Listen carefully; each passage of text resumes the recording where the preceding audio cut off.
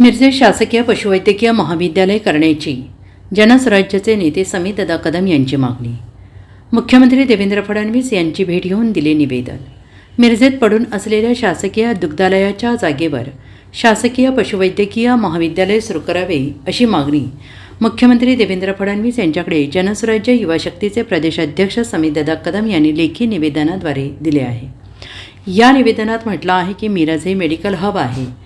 मिरज येथे शासकीय रुग्णालयासह खाजगी अनेक रुग्णालये आहेत. मिरज येथे शासकीय पशुवैद्यकीय दवाखाना आहे. त्यामुळे या ठिकाणी पशुवैद्यकीय महाविद्यालय होऊ शकते. शासकीय दूध डेअरीची सुमारे 50 एकर एवढी जागा आहे. या जागेमध्ये शासकीय पशुवैद्यकीय महाविद्यालय उभे राहू शकते. हे शासकीय पशुवैद्यकीय महाविद्यालय उभारण्यासाठी मंजुरी मिळावी.